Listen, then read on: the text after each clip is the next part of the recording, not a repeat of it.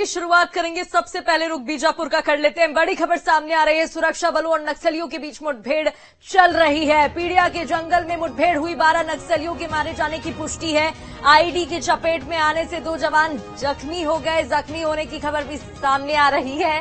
नक्सलियों के शव और हथियार बरामद हुए, लेकिन अभी भी मुठभेड़ जारी है कि नहीं, इस बारे में ज्यादा जानकारी लेंगे बीजापुर से। बड़ी खबर आपको बता रहे हैं, नक्सलियों के शव और हथियार बरामद हुए, 2 जवानों के जख्मी होने की खबर सामने आ रही है। 12 नक्सलियों के मारे जाने की पुष्टि हुई, अपडेट सामने आ रहा है। 12 नक्सलियों को ढेर कर दिया गया है। आईडी की चपेट में आने से 2 जवान भी जख्मी हो गए हैं। तो नक्सलियों के शव और हथियार बरामद किए गए हैं। देखिए, हमारी जब बात हुई थी गृह मंत्री विजय शर्मा से, तो उन्होंने भी इस बात की जानकारी दी थी कि किस तरीके से आईडी प्लांट किए जाते हैं, और आईडी प्लांट यहां पर किए गए हैं। और ये खबर भी सामने आ रही है कि आईडी की चपेट में आने से 2 जवान जख्मी हो गए हैं। नक्सलियों के शव और हथियार बरामद कर लिए गए हैं। बीजापुर से बड़ी खबर आपको बता रहे हैं, पीड़िया के जंगल में 12 नक्सलियों के ढेर होने की खबर सामने आ रही है।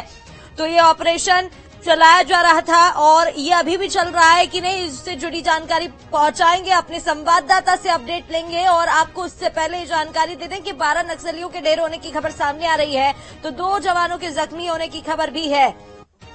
तो 12 नक्सलियों को मार गिरा दिया गया है। बीजापुर मुठभेड़ में 2 जवान घायल और 4 महीने में 103 नक्सली ढेर अब तक, इसी आंकड़े के साथ। तो छत्तीसगढ़ के बीजापुर जिले में शुक्रवार यानी कि आज सुबह से ही मुठभेड़ चल रही थी और आईडी की चपेट में आने से 2 जवान जख्मी बताए जा रहे हैं। और चलिए इस पर सबसे पहले बात कर लेते हैं। हमारे साथ हमारे संवाददाता जुड़ गए हैं, अंकुश हमारे साथ जुड़ गए हैं, भरत दुर्गम भी जुड़ गए हैं। सबसे पहले तो भरत, आप अपडेट मुझे पहुंचाइए, ये मुठभेड़ खत्म हो गई है क्या? सबसे पहले तो भरत, आप अपडेट मुझे पहुंचाइए, ये मुठभेड़ खत्म हो गई है क्या? बिल्कुल प्रगति, मैं आपको बता दूं, जिस तरीके से जो इनकाउंटर्स, जो मुठभेड़ चल रहे थे, पीड़िया के जंगल यानी बेहद संवेदनशील क्षेत्र है, गंगालूर थाना क्षेत्र के अंतर्गत तो पूरा इलाका आता है। ऐसे में पहली बार उस इलाके पे घटना नहीं हुई, इससे पहले भी कई बार उस इलाके पे पुलिस और नक्सलियों के बीच में मुठभेड़ हुई है।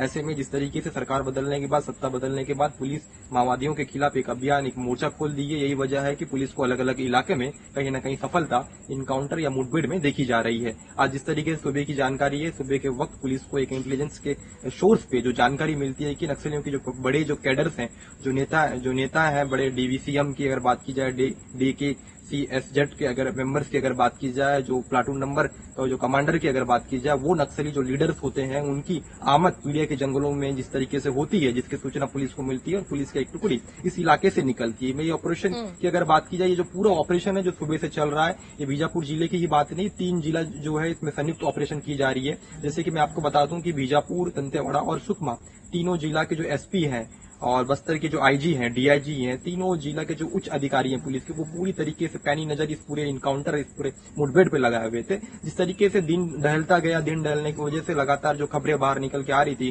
कि 3 नक्सली ढेर है, 4 नक्सली ढेर है, 5 नक्सली ढेर है, 6 नक्सली ढेर है, लेकिन अब जो आंकड़ा है संध्या वक्त बीतते ही, जिस तरीके से छत्तीसगढ़ के मुख्यमंत्री ने 12 नक्सलियों के ढेर होने की खबर सामने आ रही है। भरत, क्या कुछ हथियार बरामद हुए हैं, इसकी भी जानकारी मैं लूंगी, लेकिन अंकुश से पहले समझना चाहूंगी। अंकुश, देखिए 103 नक्सली कुल मिलाकर अगर अभी 3 से 4 महीनों की बात करें तो उनके ढेर होने की खबर सामने आ रही है, लेकिन यहाँ पर एक मैसेज और एक जो साफ बात समझ में आ रही है कि किस तरीके से जवान एक्टिव मोड में दिखाई दे रहे हैं, इस बारे में जरा जानकारी दीजिएगा। ऐसे कैसे देख रहे हैं आप, एक के बाद एक ऐसी खबरें सामने आ रही हैं?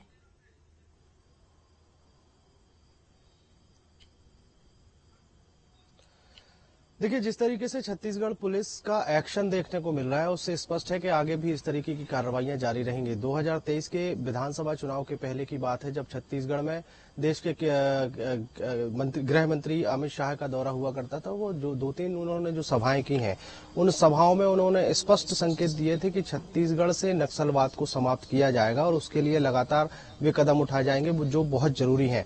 2023 का विधानसभा चुनाव संपन्न हुआ और उसके बाद से ही नक्सलियों के खिलाफ अभियान छेड़ दिया गया। बीच में लोकसभा चुनाव जरूर आया, लोकसभा चुनाव के दौरान थोड़ी सी हलचल कम दिखी, लेकिन जैसे ही लोकसभा चुनाव की आचार संहिता लगने वाली थी, उसके पहले ही हमने देखा है कि बड़ा एनकाउंटर कांकेर जिले में देखने को मिला था। सबसे महत्वपूर्ण बात यह है कि जितने भी एनकाउंटर हो रहे हैं उसमें डीआरजी की जो टीम है वो सबसे महत्वपूर्ण योगदान निभाते हुए दिखाई दे रही है। ये डीआरजी में उसी क्षेत्र के जो जवान है वो भर्ती किए जाते हैं, या फिर वो नक्सली वो कभी जो नक्सली रहे हैं, जिन्होंने सरेंडर किया है, उनको भी डीआरजी में सेवा देने का मौका दिया जाता है, ताकि वो मुख्यधारा से जुड़कर अपने घर परिवार चला सकें। और उसके अलावा दूसरी महत्वपूर्ण बात यह होती है कि जो सरेंडर नक्सली होते हैं वो डीआरजी में शामिल होकर डीआरजी का नेतृत्व करने की क्षमता रखते हैं, क्योंकि वो उस जंगली इलाके का बहुत अच्छे से ज्ञान रखते हैं। क्षेत्रीय बोली भाषा की पकड़ बोली भाषा पर पकड़ उनकी बहुत मजबूत होती है। ये तो हो गई डीआरजी की बात। अब लेकिन जिस तरीके से 2023 के विधानसभा चुनाव के बाद भारतीय जनता पार्टी की सरकार बनी है, तो उस वादे पर, उस बात पर अमल होना शुरू हुआ है जो देश के गृह मंत्री अमित शाह ने छत्तीसगढ़ के लोगों से वादा किया था, छत्तीसगढ़ में जो बातें कही थी। लगातार उसी तरफ अभियान चलते हुए दिखाई दे रहा है। हमने पहले देखा कि कांकेर के पहले भी एक दो मुठभेड़ हुई है, जिसमें एक दो नक्सली मारे गए थे। उसके बाद कांकेर में प्रदेश का सबसे बड़ा नक्सली ऑपरेशन किया गया, और उस ऑपरेशन में, उस एनकाउंटर में 29 नक्सलियों को ढेर कर दिया गया।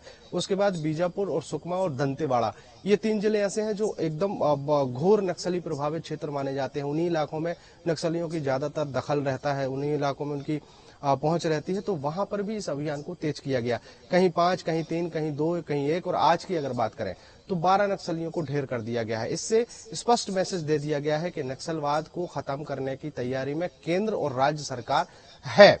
अब नक्सलियों के सामने ये मैसेज है कि या तो आप मुख्यधारा से जुड़िए, मुख्यधारा में आ जाइए, या फिर अगर आप नक्सली गतिविधियों में शामिल रहेंगे तो आपके खिलाफ एनकाउंटर किए जाएंगे, आपके खिलाफ एक्शन लिया जाएगा, और उस एक्शन के बाद कहीं ना कहीं आपको बचने का मौका नहीं मिलेगा। बचने का मौका पहले दिया जा रहा है। छत्तीसगढ़ में भारतीय जनता पार्टी की सरकार बनी, और भारतीय जनता पार्टी की सरकार बनते ही छत्तीसगढ़ सरकार की तरफ से एक अभियान चलाया गया, एक योजना की शुरुआत की गई जिसका नाम था नियद नेल्ला नार। मतलब इसका होता है हिंदी में कि आपका अपना अच्छा गांव, मतलब ऐसा गांव जहां पर शहरी सुविधाएं जो हैं वो भी उपलब्ध कराई जाएं।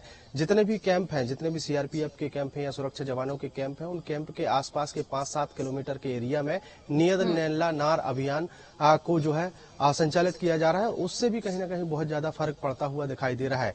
ये तमाम चीजें हैं, और एकदम स्पष्ट मैसेज है कि नक्सलियों के खिलाफ कोई भी कोताही नहीं बरती जाएगी। किसी भी प्रकार का कोई अगर कोई एक्शन लिया जाता है तो उस एक्शन को अंजाम तक पहुंचाने की पूरी कोशिश होगी। कांकेर पहला उदाहरण था, और उसके बाद हम लगातार उदाहरण देखते हुए आ रहे हैं। और अभी जिस तरीके से छत्तीसगढ़ के गृह मंत्री विजय शर्मा है, वो भी लगातार संदेश दे रहे हैं कि भाई हम अभी भी बातचीत करने के लिए तैयार हैं। आप किसी भी स्तर पर अगर बातचीत करने के लिए तैयार है तो उनसे बातचीत की जाएगी, उनकी समस्याएं सुलझाई जाएंगी, लेकिन शर्त एक है, शर्त यही है कि आपको मुख्यधारा से जुड़ना है, मुख्यधारा में आपको वापस आना है। जो नक्सली गतिविधियां हैं वो छत्तीसगढ़ में अब बर्दाश्त नहीं की जाएंगी। बिल्कुल अंकुश, लौटूंगी भरत से। एक सवाल मेरा रहेगा, भरत बताइएगा क्या कुछ हथियार बरामद हुए हैं इस पूरी घटना के दौरान, मुठभेड़ के दौरान, और यहाँ पर अभी तक जो आंकड़ा निकलकर सामने आया है वो 12 नक्सलियों का बताया जा रहा है।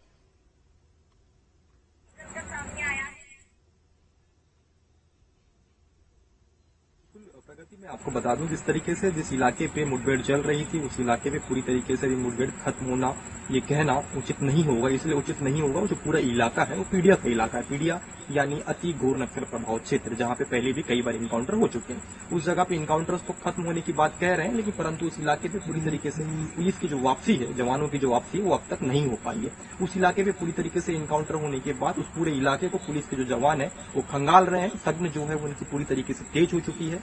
जो हथियार हैं, जो ऑटोमेटिक वेपन्स की अगर बात की जाए, जितने भी इनकाउंटर्स हो रहे हैं, चौंकाने वाली बात ये बाहर निकल के आती है कि ऑटोमेटिक वेपन्स नक्सलियों के पास आते कहां से।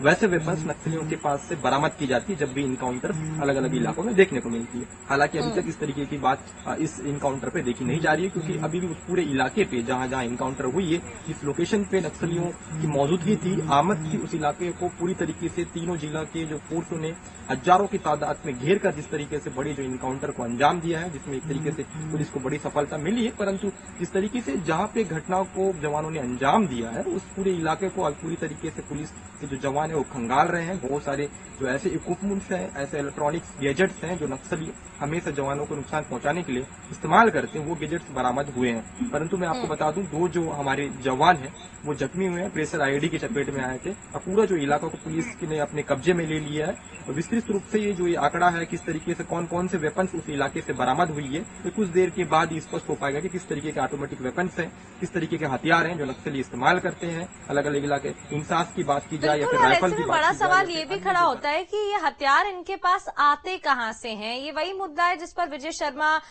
जो डिप्यूटी सीएम है, गृह मंत्री हैं, उन्होंने बात भी की थी। अंकुश, आपसे मैं जानना चाहूंगी, जब इस तरीके की मुठभेड़ होती है या कोई बड़ा इवेंट होता है तो हम देखते हैं अगर उन्हें रोकने की कोशिश की जाती है, नक्सलियों के साथ जो मुठभेड़ होती है उसके बाद वो जवाबी एक्शन में कुछ ना कुछ ऐसा करते हैं जिससे कि मासूमों को परेशानी होती है। इसको टीम कैसे टैकल करती है, क्योंकि चुनावी माहौल भी है और फिर इस तरीके से बड़ा ऑपरेशन हमने देखा कांकेर में हुआ, तो इसे जो आम जनता है वो कैसे लेती है?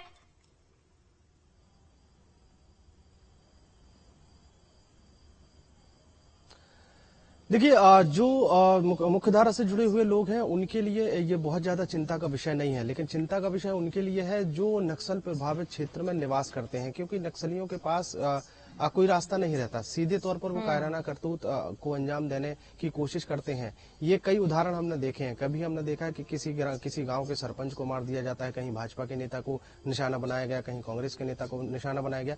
तो ये जो हरकतें, ये जो कारतूत नक्सली करते हैं, वो अपनी दखल देने की कोशिश करते हैं, वो अपनी मौजूदगी दर्शाने की कोशिश करते हैं। ये हमने देखा है पिछले 2018 के विधानसभा चुनाव के पहले से और उसके बाद लगातार इस तरीके की घटनाएं हुई हैं। कई जगह जो है बीजेपी के नेताओं को निशाना बनाया गया, उनको मौत के घाट उतार दिया गया। ये सीधे तौर पर नक्सलियों की कोशिश होती है कि इससे दहशत फैलाई जाए, इससे दहशत कायम रखी जाए। लेकिन अभी काफी लंबा समय हुआ जब से हमने एनकाउंटर की खबरें सुनी है कि लगातार कांकेर, बीजापुर, सुकमा, दंतेवाड़ा, इन इलाकों में जैसे ही नक्सलियों के खिलाफ अभियान चलाए जा रहे हैं, एनकाउंटर किए जा रहे हैं, उसके बाद से केवल और केवल पर्चे जरूर हमने देखे हैं कि किसी पर्चे में वो चुनाव का बहिष्कार करते नजर आते हैं, किसी पर्चे में किसी नेता का बहिष्कार करते नजर आते हैं, लेकिन अभी भी नक्सलियों की तरफ से कोई कदम उठाया गया हो ऐसी कोई खबर बहुत ज्यादा देखने या सुनने को नहीं मिली है। इसका मतलब साफ है कि अब जिस तरीके से पुलिस का एक्शन नक्सली देख रहे हैं, पुलिस लगातार जिस तरीके से एनकाउंटर कर रही है, उससे कहीं ना कहीं नक्सलियों के मन में एक मैसेज जरूर गया है कि पुलिस के सामने अगर वो आएंगे या पुलिस से अगर वो भिड़ेंगे तो स्वाभाविक इनका मारा जाना तय है। इसलिए वो इस तरीके की हरकतें कर रहे हैं। कहीं आईईडी बम जो है वो प्लांट करना, कहीं एलईडी लगाना, ये इस तरीके की चीजों से अब नुकसान पहुंचाने की कोशिश कर रहे हैं। लेकिन जिस तरीके से देश के गृह मंत्री अमित शाह ने कहा है कि नक्सली जो है खात्मे की तरफ है, छत्तीसगढ़ के मुख्यमंत्री विष्णुदेव साय भी इसी तरीके की बात करते हुए नजर आते हैं। तो अब नक्सलियों का दायरा जो है वो धीरे धीरे सिमट रहा है। बिल्कुल, केंद्रीय गृह मंत्री अमित शाह का जब दौरा था तो उन्होंने भी बिल्कुल सेम बात दोहराई थी। बहुत बहुत शुक्रिया अंकुश आपका तमाम जानकारी के लिए। भरत, आपका भी बहुत बहुत शुक्रिया। बिलासपुर से बड़ी खबर, जहां चलती कार में अचानक आग